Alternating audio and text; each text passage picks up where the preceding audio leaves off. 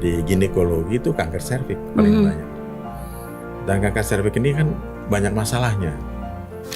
Kita punya data gitu. Ya, dia pada umumnya bertahan 2 tahun aja. Lebih dari 2 tahun. Saya berharap sekali. Jadi saya meninggal dan ninggalin sesuatu yang bermanfaat buat masyarakat.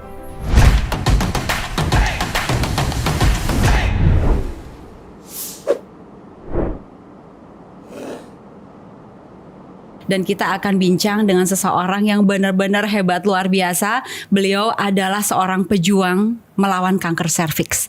Dan saya ingin bincang dengan Profesor Dr. Andriono SPOG. Assalamualaikum dok. Waalaikumsalam warahmatullahi wabarakatuh. Dokter sehat, aman? Alhamdulillah. Dok, saya tadi sebelum mulai itu merinding banget dengar cerita. Ya. Sempat sedikit diceritain, tetapi nanti mungkin kita akan cerita lebih banyak lagi. Ya, betul. Pengen tahu dulu dari awal nih. Prof itu kan sebelum jadi profesor pasti kan menjalani dulu profesi yang sebelumnya nih, Prof ya. Memilih untuk jadi dokter. Itu kenapa? Jadi dokternya kebetulan aja kok. Bukan cita-cita dari kecil atau diarahin oleh orang tua, kamu harus jadi dokter gitu. Nggak ada juga. Gimana ngalirnya? Waktu itu testing aja. Waktu itu kan zaman testing gitu ya. Tapi waktu kedokteran itu kan yang testingnya banyak. Kalau nggak salah waktu itu 4.000 orang. Saya bilang, ya coba deh aku testing kedokteran lah. 4.000 kan lumayan ya. Testing 4 dari testing di Senayan waktu. Diannya. Di GBK. Iya, di GBK. Tahu-tahu pengumuman saudara saya yang pertama lihat dulu dia. Dia bilang kamu diterima tuh katanya. Aku nggak diterima katanya, dia bilang. Ya udah. Aku lihat, saya lihat. Saya lihat di FKUI, di Salemba, ternyata benar ada namanya. Padahal itu tapi karena benar-benar. saya janji kalau diterima pulang jalan kaki, ya pulang jalan kaki langsung. Dari GBK ke Hutan Kayu. Oh, oke. Nggak gitu jauh sih. Ya lumayan. Ya lumayan. Nah, itu berarti berawal dari iseng. Maksudnya enggak yang gue pengen jadi dokter, gue harus menuju ke sana gitu. Enggak tuh. Enggak gitu. Enggak. Oke. Dan kemudian kuliah. Yeah. Akhirnya memilihlah spesialisasi SPOG. Itu kenapa? Itu juga kebetulan. Itu kebetulan juga. Jadi lagi impres saya kan di Sulawesi Tengah, di Kabupaten Poso yang pernah rame itu. Jadi waktu pulang ke Jakarta, ketemu teman di Gunung Agung. Saya bilang, kamu dari mana kamu? Dari testing kedokteran, kebidanan. Kebidanan pakai testing? Ya, gue ikut begitu. Gitu ya? Iya. Orangnya iseng emang nih.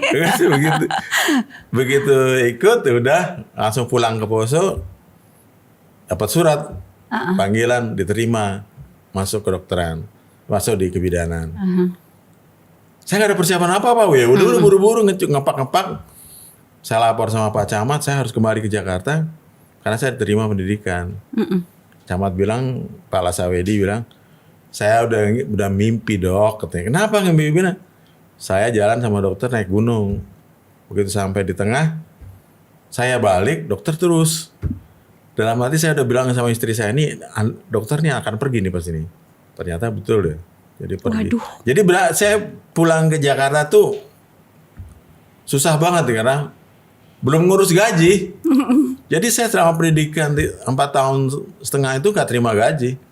Oke. Gajinya karena belum diurus. Setelah lulus baru saya pulang ke Poso untuk ngurus gaji. Baru dapat rapel 4,5 tahun. Wah. Lumayan. Beli mobil. Dipakai apa tuh Prof waktu itu? Masih inget nggak? Ya segala macam-macam gitu loh. Dan waktu itu kan masih ngontrak ya, bukan belum punya rumah. Untuk biaya kontrak segala macam. Ya kebetulan juga begitu lulus di kebidanan, saya dianggap layak menjadi staf oleh guru saya Prof Samil. Kamu jadi staf aja deh ya. Ya udah. Coba bikin surat lamaran. Nah ini saya bikin surat lamaran untuk jadi staf. Berarti itu staf di Kebidanan UI. Oke. Menjadi staf lah. Ya, kalau menjadi staf kan berarti staf pengajar. Iya. Oke, itu milih kebidanan juga kebetulan, milih kedokteran juga kebetulan. Iya. Semua tuh kayak Air mengalir aja. Air ngalir aja. Ikut aja. Air mengalir mau kemana ikut aja. Dan akhirnya menjadi pejuang melawan kanker serviks. Ya. Ini awal mulanya apa nih, Prof?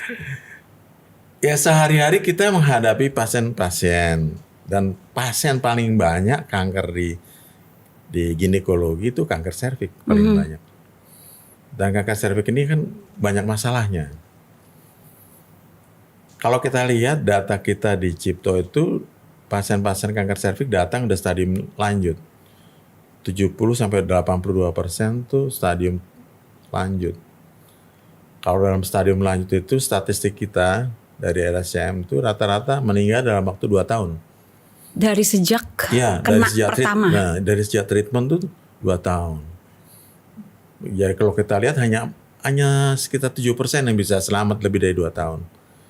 Sisanya tuh 93% meninggal dalam waktu 93% itu hampir 100% hampir ya? 100% meninggal dalam 2 tahun. Itulah yang buat kita, hati kita gak tega ngeliat dia. Jadi kalau pasien datang dengan stadium 3 gitu ya, kita udah bisa bilang sama keluarganya, ini kemungkinan dia akan bertahan dalam waktu 2 tahun. Untuk bertahan lebih dari 2 tahun kemungkinannya kecil. Dan kanker serviks ini kan perawatannya cukup berat, ya kan. Kanker serviks itu mengeluarkan lendir. Lendirnya itu berbau nanah gitu, berbau jaringan nekrosis, jaringan busuk. Kalau bau ikan busuk lah kayak gitu lah. Ya, sehingga kalau pasien kanker serviks itu baunya semerbak gitu ya. Sehingga kalau dirawat di satu kamar itu kamarnya bau sekali. Sehingga kendalanya keluarganya juga agak terhambat untuk merawat beliau. Karena bau itu? Iya, oleh karena itu saya udah bertekad, saya bilang kita harus coba lawan kanker serviks ini dengan semaksimal mungkin. Prof, tadi Prof katakan bau gitu ya. Itu kalau misalnya ketemu pasien pertama yang sudah stadium lumayan tinggi gitu, Prof udah langsung tahu bahwa ini. Iya. Udah kita bisa prediksi gitu. Karena data statistiknya ada kita punya data gitu. Hanya dia pada umumnya bertahan 2 tahun aja. Lebih dari 2 tahun, kecil loh yang di atas 2 tahun. Oke. Dan akhirnya Prof memilih untuk fokus di sini, berjuang melawan kanker serviks. Kita buat program lah. Iya. Buat program untuk melawan kanker serviks ini. Kalau nggak dilawan kan, kanker serviks itu bukan kanker yang penyebabnya sudah diketahui kan. Penyebabnya adalah infeksi virus HPV. Jadi penyebabnya sudah diketahui, pencegahannya diketahui, screeningnya sudah diketahui, treatmentnya sudah diketahui. Tapi kok masih banyak problem. juga. Sehingga kalau tiap hari itu kan pasien meninggal, kira-kira antara 2 sampai 3. Sehari? Satu hari itu 30 meninggal. Statistiknya sehari 30 wanita meninggal karena kanker serviks di Indonesia. Bukan dunia. Lebih besar lagi berarti? Lebih besar lagi. Di Indonesia 30. Jadi kalau kita duduk di sini 1 jam udah 1 tuh atau 2 meninggal. Coba bayangkan, bisa bayangkan. Wow. Oke. Mirisnya itu tuh. Iya. Kalau kita diamkan, dan negara lain udah berhasil mereka. Sehingga saya takut sekali, kanker serviks di tempat lain udah nggak ada, di Indonesia aja yang ada. Ini kan saya sebagai ketua himpunan onkologi ginekologi Indonesia periode yang lalu rasa malu kalau kanker serviks adanya di Indonesia, di tempat lain udah nggak ada. Oke. Karena di tempat lain itu programnya mereka udah jalan. Iya. Disokong oleh negaranya gitu. Nah, kita membuat program. Oleh karena itu saya membuat program. Program yang saya canangkan itu 3. Pertama vaksinasi, pencegahan primer. Kedua pencegahan sekunder dengan screening. Ketiga pencegahan tersier dengan treatment. Oke. Yang fokus lebih banyak di mana nih, Prof? Tiga-tiganya. Harus seimbang. Iya, semuanya harus dikerjakan. Gak bisa kita satu aja. Pertama dari vaksinasi. Itu vaksinasi saya udah dengar lumayan gencar juga sih. Betul. Segera vaksin kanker serviks. Saya udah bicara dari tahun 2010 kali ya tentang vaksinasi. Iya. Saya sampai bikin bukunya juga, sampai bukunya kalau nggak salah serikan sampai edisi 6 tuh. Oke. Tentang kanker serviks itu. Oke. Untuk memberikan vaksinasi. Tapi banyak kendalanya. Saya buat program menuju vaksinasi nasional kanker serviks. Saya datangi. Itu tahun berapa tuh Prof? Dari 2012 loh. 2012. Saya datangi Bu Menkes. Saya datangi Komisi 9 DPR. 2 kali saya ketemu 3 kali di Komisi 9 DPR. Itu dibantu oleh Bu Irma Caniago, dibantu oleh Ibu Lestari untuk mengapproach Komisi 9. Oke. 2012. Sampai saya ketemu Pak Teten Mas Duki. Iya, Pak Teten. Di Binagraha. Saya bilang ini mau didiamkan aja. Itu berarti baru-baru dong kalau Pak Teten ya? Udah lama kan Pak Teten sebagai Binagraha. Oke. Mungkin udah 10 tahun ya lalu. Pak Teten. Saya bilang masa udah didiamin kayak gini nih.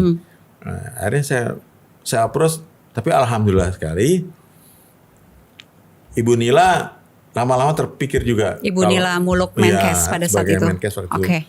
Akhirnya beliau setuju dilakukan vaksinasi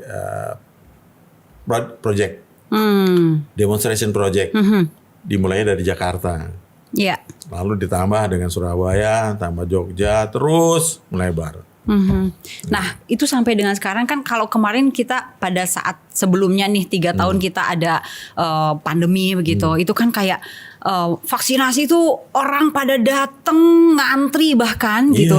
Nah kalau yang kanker serviks ini, vaksinasi untuk kanker serviks ini, para perempuan lumayan kayak gitu juga nggak dok? Kayak yang ngantri, antusias untuk vaksinasi kalau datang gitu. sendiri kayaknya enggak deh. Iya. Susah. Betul. Harus program.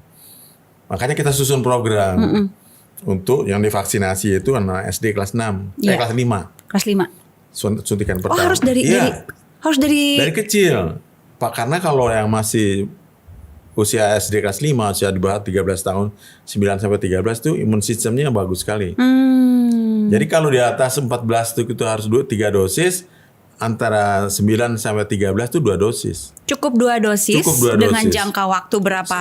25 tahun diprediksi. Oke. Oleh karena itu saya ajukan proposal waktu itu usia SD kelas 5 suntikan pertama, SD kelas 6 suntikan kedua. Cukup setelah udah. Itu sampai dia dewasa nggak perlu lagi. Waktu program itu berjalan pertama itu juga boleh dikatakan banyak orang tua yang masih keberatan.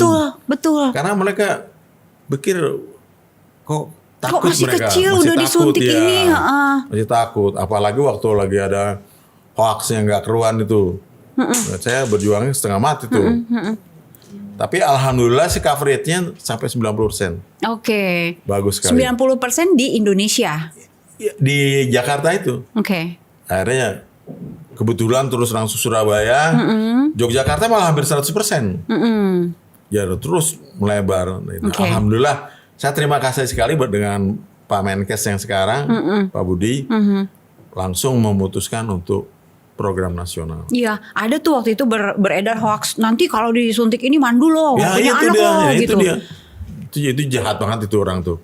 Saya bilang, mereka tidak memikirkan dampak kataan mereka gitu. Karena dampaknya itu berapa puluh tahun kemudian dari usia anak itu ya, Prof ya. Nah sekarang coverage untuk vaksinasi untuk anak-anak usia 9 itu udah hampir 100% di seluruh tanah air atau belum? Data yang kemarin tuh rata-rata 90%. Hanya dari Gorontalo mungkin yang masih kecil ya. Di bawah 90%. Itu kan dimulai dari tahun 2000 berapa? 2015. 2015. Nah, sekarang 2023 nih, Prof. Nah, sekarang nasional udah. Jadi seluruh Indonesia divaksin. Angka penurunannya lumayan. Belum baru nasional sekarang.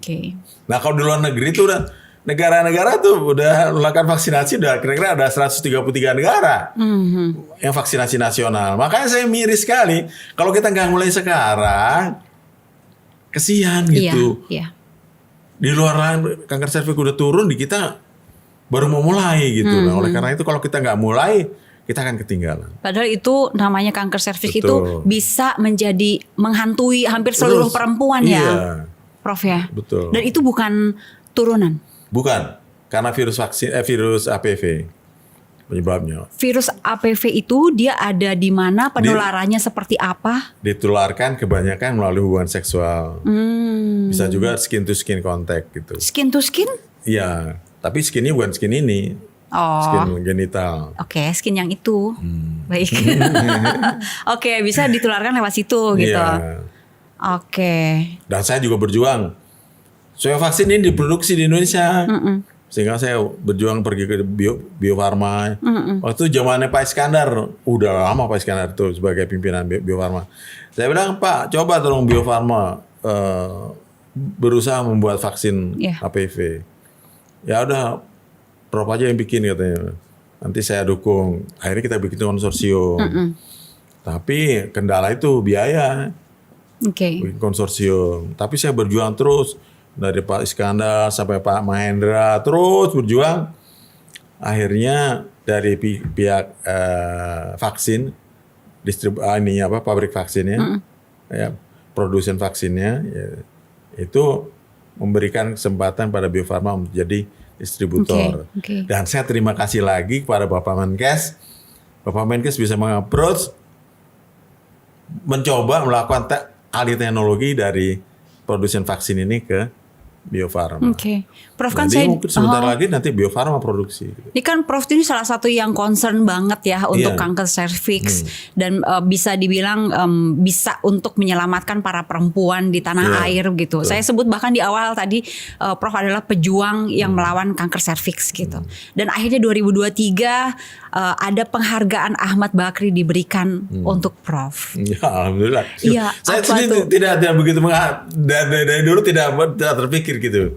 Pokoknya saya hanya berjuang supaya saya meninggal, ada yang saya tinggalkan, ada yang bermanfaat buat masyarakat.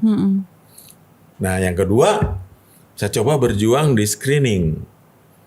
Kalau kita lihat data kita screening, data penelitian nasional, screening kita tuh hanya 14%. 12% lah. Kalau untuk menurunkan kanker serviks harus 70% cakupannya. Ini cuma 12%, gimana kita mau nurunin dengan screening? Nah, data lagi nih data. Kita cari data. Kenapa kok orang ibu-ibu perempuan ini malas untuk screening? Pertama, ibu-ibu tuh malas tuh suruh periksa ginekologi. Emang malas banget asli. Malas periksa ginekologi. Yang kedua malu, enggan. Akhirnya saya pikir gimana sih kita melakukan screening supaya tidak mengganggu privasi. Iya. Ya. Akhirnya saya coba teliti, tertarik buat teliti. Saya baca-baca di jurnal itu, saya tertarik kencing, urin. Saya coba urin untuk meneliti deteksi HPV di serviks. Iya. Antara kencing sama serviks itu kan lubangnya hampir berdekatan. Ya.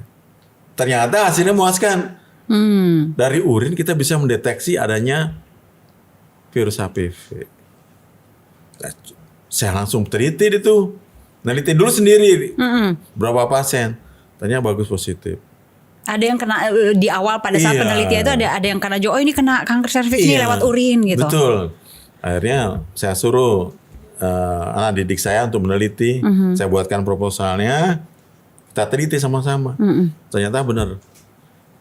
Dari kencing itu kira-kira sensitivitasnya mencapai 84%. Wow, oke. Nah, ini langsung saya bikin penelitian serius. Kebetulan juga nih. Air mengalir nih. Iya, hebat banget asli. Kebetulan LIPI sama Pak Pros ingin meneliti juga nih, bikin screening kanker serviks dari serviks. Saya bilang, saya rubah deh desainnya. Saya usulkan supaya yang diteliti adalah memeriksa HPV di urin. Iya. Diterima oleh gayung bersambut LIPI. berarti ya. Terima LIPI, kita coba dulu, kita perbaiki, kita rubah reagennya segala macam, akhirnya kita dapat. Semudah itu atau memang ada kendala di perjalanan? Ya ada kendala pasti. Apa aja tuh Prof? Biasanya sih biaya. Biaya waktu itu gimana kendalanya tuh? Pak Pras tuh kita sama LIPI. Tapi akhirnya udah berhasil, bagus hasilnya. Kita teliti lagi dengan 833 sampel. Cukup banyak sampelnya. Banyak sekali. Hasilnya akhirnya adalah sensitivitas dari pemeriksaan urin itu 80%. Okay. Ini juga bagus. Oleh karena itu kita bisa berarti lakukan. Masih ingat nggak tahun berapa tuh Prof? Baru tahun lalu. 2022? Iya. Yang menggunakan urin itu? Iya, baru tahun lalu. Oke. Nah itu sekarang udah dapet nih. Gak ada kendala lagi kan? Gak usah, ibu-ibu gak usah pergi ke dokter, ke rumah sakit, langsung di rumah aja buang air kecilnya. Dibawa ke laboratorium bisa didetek infeksi HPV-nya. Nah sekarang saya bertempur ke Bio Farma, jangan terlalu mahal. Berapa sih Prof kalau boleh tahu? Untuk saya belum tahu. Satu orang periksa lab itu? Sekitar antara 250 sampai 400 gitu. Iya ya, untuk masyarakat biasa itu masih. Mudah-mudahan bisa Bio Farma kan BUMN. Mudah-mudahan pemerintah juga memikirkan ini bagaimana kalau Bio Farma ini bisa membantu. Atau dibikin ini mungkin Prof, kayak tes kehamilan yang cuma dicelup Nah, itu. itu belum nanti dijual. dulu itu langkah selanjutnya. Ini dari urin aja diambil dulu, langsung diperiksa. Nah, jadi sekarang udah gak ada kendala ya. Udah gak ada kendala. Saya berharap dengan screening ini cakupannya akan meningkat. Itu dia. Oke, tadi Nah, udah sekarang, tuh yang ketiga. Ya, yang ketiga. Nah, kalau positif gimana? Iya. Nah, harus ditreatment kan? Iya. Di terapi. Terapi yang kita itu terapi mahal. itu lesi prakankernya kan. Nah, terapi lesi prakanker selama ini digunakan pakai alat cryo. Alat cryo itu harganya sekitar 100 juta, 150 juta. Oke. Udah gitu alatnya berat. Kalau ada orang kena lesi prakanker, prakanker, belum kanker serviks, masih pra. Kan screening udah. Screening kan dapetnya prakanker. Dapat prakanker di Papua nggak bisa diterapi. Iya. Karena nggak bawa alatnya, itu berat sekali alatnya. Sebesar apa sih kalau misalnya digambarkan sebesar? Kira-kira beratnya ada 20 kilo lah. Oke. 30 kilo. Oke, dan alat nggak banyak. Gotong-gotong gitu, ya Kemkes juga nggak sanggup beli alat banyak. Oke. Akhirnya saya mikir gimana menterapi ini. Kalau dengan alat begini. Saya iseng. Saya perhatikan kondiloma acuminata, itu HPV juga, bisa diterapi dengan TCA. TCA itu? Trikloroasetat. Oke. Kimiawi, Itu adalah? Air kimiawi. Oke. Trikloroasetat. Saya coba konsentrasi 85 sampai 90. Ternyata bisa menghancurkan kondiloma. Oh iya. Iya. Itu terbuat dari apa tuh? Cairan. Cairan. Kristal TCA. Dicampur air aja, campur. Untuk mendapatkan si kristal TCA itu di mana? Di toko-toko kimia banyak. Oke. Jadi sebetulnya udah ada. Masyarakat umum boleh permisi mau beli kristal buat TCA. apa dia? Nggak bisa kalau udah terkena peranya itu gitu. Tinggal pergi ke bidan atau ke dokter atau. Oke. Kan itu kan agak susah nyampur-nyampurnya juga. Begitu. Tapi maksudnya kita udah ngajarin nih. Iya. Udah bisa bikin TCA campuran cairan TCA itu. Itu dia. Udah nah. Kita coba teliti. Saya panggil anak didik saya ada 2. Satu neliti cervicitis radang serviks, yang kedua lesi prakanker. Itu dokter Dana dari Palu. Iya. Satu lagi dokter dari PPDS. Oke. Hasilnya bagus. Ternyata terapi dengan TCA itu dikonfirmasi dengan penelitiannya dokter Doli dari Bukit Tinggi. Ternyata TCA itu bisa masuk ke dalam epitel serviks sampai batas di atas lesi prakanker stadium 0. Itu masuknya disuntikan, diminum atau dioles di serviksnya. Serviksnya. Iya, begitu serviksnya ada putih-putih. Karena kalau ada prakanker kan warnanya putih. Tapi harus dilakukan oleh yang ahli kan? Iya, oleh dokter atau oleh bidan. Oke. Bidan udah kita ajarin tuh. Uh-uh. Kita ajarin dengan training itu untuk menterapi lesi prakanker itu dengan TCA. Terapi itu harus pengolesan selama berapa kali? Sekali aja. Sekali aja? Iya. Oh, Dioles. wow. Sekali. Tunggu sebulan nanti lihat sembuh. Hasilnya Periksa bagus. kencing lagi berarti? Periksa kencing lagi segala macam nanti. Ini tuh bagus aja. Nah itu tahun berapa tuh? Mulai dioles? 2 tahun ya, 3 tahun yang lalu penelitiannya. Oke. Jadi udah 3-3-nya nih. Iya. Pencegahan primer udah, pencegahan sekunder udah, pencegahan tersier udah. Luar biasa. Harusnya beres nih. Harusnya beres. Saya berharap tahun ke depan beres. Harusnya beres tuh berarti apa tuh? Dari harusnya beres menjadi tahun depan beres, ada apa di perjalanan nih? Pertama, sebelum dia infeksi kita udah vaksin. Ya. Mereka yang sudah menikah, ada lesi prakanker, sudah kita terapi dengan TCA. Oke. Diagnosisnya bisa pakai urin. Udah enak kan? Iya. Apalagi. Saya berharap sekali. Jadi saya meninggal dan ninggalin sesuatu yang bermanfaat buat masyarakat. Buat ibu-ibu, terutama ibu-ibu yang saya cintai. Saya nggak bisa lahir kalau nggak pakai ibu loh. Betul. Iya. Saya nggak bisa lahir kalau nggak ada ibu. Makanya saya sayang sekali ibu. Dan ini persembahan saya sebagai anak bangsa Indonesia. Saya berikan kepada ibu-ibu Indonesia. Luar biasa. Saya sih sebagai perempuan, kami berterima kasih gitu loh, Prof. Karena itu kan kayak menghantui gitu loh, Prof. Iya, kayak yang ini tuh bahaya banget dan penyebarannya cepet banget 2 tahun. Tadi Prof bilang bahwa 93% itu meninggal gitu kan. Kalau keluarga saya juga ada beberapa yang wafat karena itu gitu loh, Prof. Karena kanker payudara, karena kanker serviks juga ada gitu. Ya. Memang kanker serviks merupakan kanker nomor 1. Tadinya nomor 1, sekarang nomor 2 setelah payudara. Karena sudah ada proses vaksin itu. Sudah mulai ada. Jadi ada tendensi sedikit lah. Nah, saya berharap dengan vaksinasi ini yang sudah di-approve sama Pak Menkes, tinggal TCA ini sama urin ini di-approve oleh Kemkes. Saya berharap 10 tahun yang akan datang kanker serviks udah minimal sekali. Ya. Prof, berjuang di melawan kanker serviks. Ini apa karena ada keluarga yang pernah mengalami? Nggak ada sama sekali. Nggak ada sama sekali. Oke. Saya ngeliat pasien aja yang. Karena tiap hari ngeliat pasien itu, ya kan. Siap ronde ngeliat pasien pasti. Karena pasien yang dirawat di ginekologi onkologi paling banyak kanker serviks.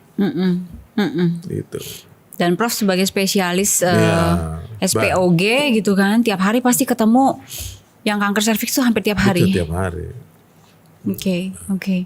Nah, Prof, ini kan penghargaan Ahmad Bakri ini kan tahun 2023 salah satunya memang diserahkan untuk profesor yang sudah berjuang melawan kanker serviks gitu, Prof. Pengen tahu gitu kan tadi Prof mengatakan bahwa nggak pernah kepikiran untuk dapat penghargaan gitu kan, sama sekali enggak gitu. Sama sekali nggak pernah. Betul. Tapi pengen tahu ketika dapat dan diumumkan dan dihubungi gitu, apa yang Prof rasakan? Saya kaget tuh beliau datang itu kaget saya. Ini ngapain pada datang nih? Saya juga gak hebat juga ya. Pertama ditelepon dulu kan sama beliau. Saya nggak angkat karena saya was-was banget kalau ngangkat telepon yang saya nggak tahu. Nggak kenal. Takutnya penipuan banyak kan. KTA. Oke. Nggak angkat dulu tuh pertama. Iya, nggak angkat dulu. Terus ada teman yang mengatakan kamu angkat tuh. Katanya ada yang nelpon kamu diambil aja nggak diangkat. Ya udah saya angkat. Ternyata penghargaan ini ya bergembira sih, surprise buat saya. Ternyata ada orang yang peduli juga gitu. Terima kasih ya pada yang peduli ini. Mudah-mudahan peduli ini terus berkembang selanjutnya dan merangsang generasi muda untuk berkarya gitu. Betul. Berkarya memberi manfaat pada bangsa, negara, dan masyarakat. Betul, gitu. betul. Nah ini tadi Prof juga sebelum ada kalimat Prof seperti ini, sebelum saya meninggal gitu atau ketika saya meninggal ini semua sudah itu kok sampai kepikiran ke sana gitu loh. Ada yang saya tinggalkan dari dulu, saya udah pikir gue mati nih kalau gitu harus berguna bagi masyarakat, harus bermanfaat bagi masyarakat. Kalau ya mereka bilang Prof kan ngajar tuh amalnya banyak, ya alhamdulillah kalau memang itu dianggap sebagai amal, tapi ini ada yang untuk masyarakat langsung. Iya. Kalau ini kan hanya untuk anak didik, tapi ini untuk masyarakat langsung, inilah dia persembahan saya. Iya, luar biasa. Kalau begitu pengen tahu nih, apa arti penghargaan ini untuk Prof?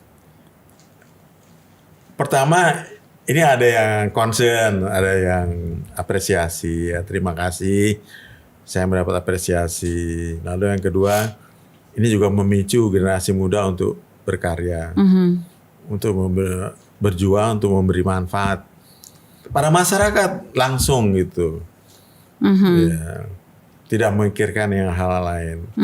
Ya, yang ketiga, mengembangkan keilmuan. Ya.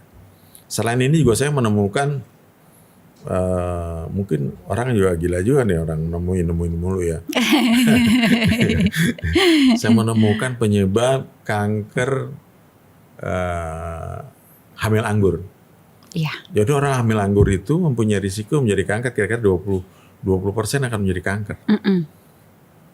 Nah, saya mencoba mencari penyebab hamil anggur ini. Ternyata pasien-pasien yang hamil anggur itu menderita defisiensi vitamin A.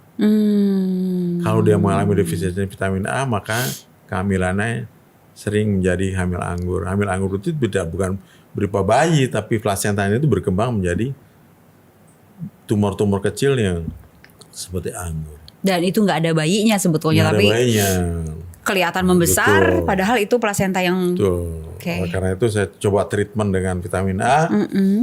Jadi vitamin A ternyata mencegah perubahan dari hamil anggur itu menjadi kanker. Berarti ini salah satu penemuan baru, penelitian baru. Yang baru lagi di dunia ini. Belum ada di dunia sampai saya dapat penghargaan dari jurnal karena papernya di copy oleh 3 tahun berturut-turut sebagai makalah yang di copy paling banyak. 3 tahun berturut-turut. Yang si hamil anggur ini.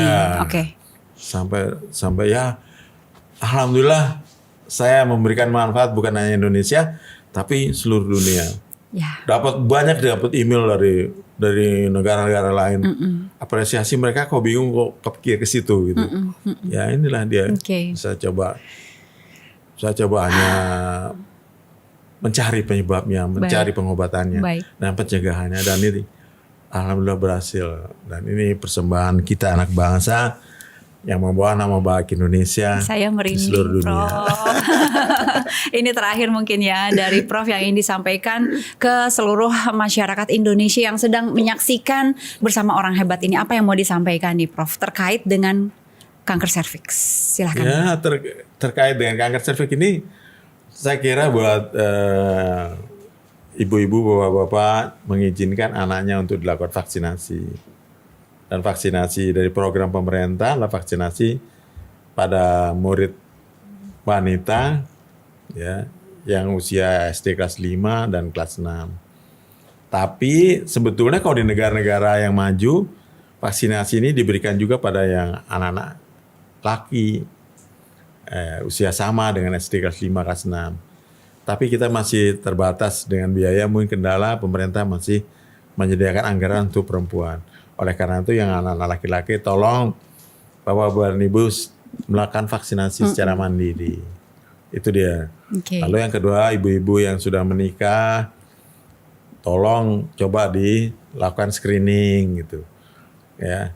Vaksinasi bisa pada wanita yang sudah menikah sampai usia 45 tahun. Ya. Tapi lebih bagus juga dikombinasi antara vaksinasi dan screening. Ya.